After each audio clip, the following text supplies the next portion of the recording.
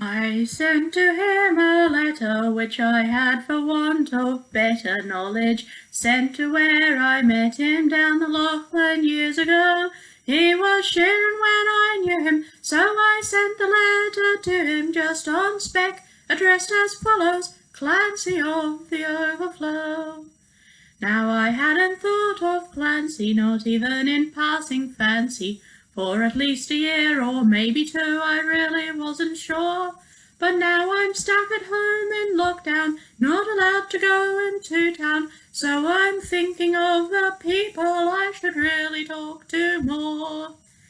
And the answer came directed through a method unexpected, saying germs can spread on paper passed by hands, or don't you know? So I think it's probably safer when you write back to me later if you message me on Facebook or even email, though that's slow. So I searched him up on Facebook, though I noticed that his latest post before coronavirus was from 2004.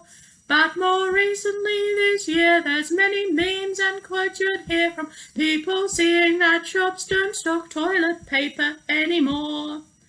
And then while I was waiting I clicked over and I made some rather hasty impulse purchases from eBay and Kmart, because it's something that I've realised, stuck inside with my new e-life, that I really need a sofa cover based on Van Gogh's art. Then as I was using PayPal, eating bickies that I'd baked earlier this week while I was bored and just filling in the time, my phone notice began ringing to remind me that my singing class on Zoom was due to start now, just 2 minutes down the line.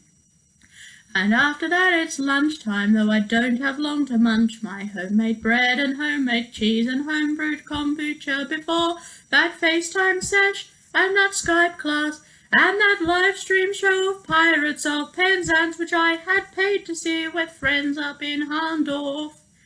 And the thought suddenly strikes me when I go to finish writing that Facebook message to old Clancy I had met 10 years before, that for all of this corona people say makes you a loner, now my social life is busier than it ever was before.